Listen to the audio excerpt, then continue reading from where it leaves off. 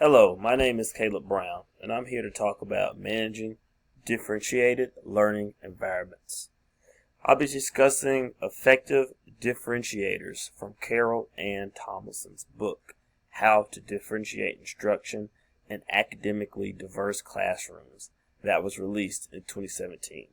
Specifically, I'll reflect on one ability from Tomlinson's list of effective differentiators that I consider a strength in my teaching practice, as well as an ability that I'd like to further develop. For a quick summary, Chapter 4 focuses on characteristics of effective differentiators in teachers who successfully create learning environments that meet the needs of diverse learners. Tomlinson outlines several key abilities these educators possess. And if you look at the bottom of the screen, you see growth mindset versus fixed mindset, and the importance of taking responsibility for learner success and understanding that a growth-oriented mindset works. For example, if we say failure is an opportunity to grow, that is a growth mindset. A fixed mindset would be saying failure is the limit of my abilities.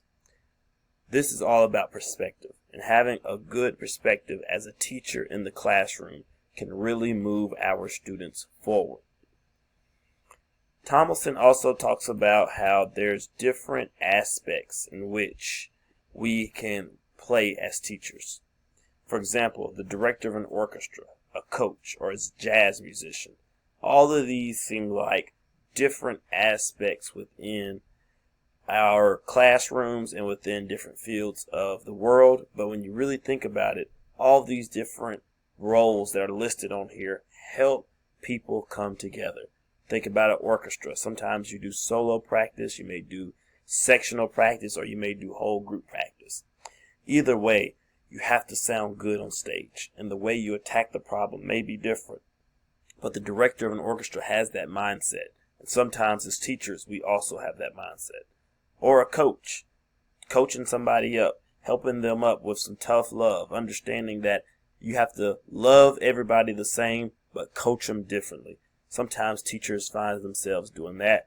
Or I really like the one of a jazz musician, in which sometimes you may find yourself waving from script or waving from your planning that you did during your planning period, but to still see how you can weave all these interesting parts of your classroom together to have a unique tapestry at the end of the day or end of the week, month, or year, whatever your benchmark may be.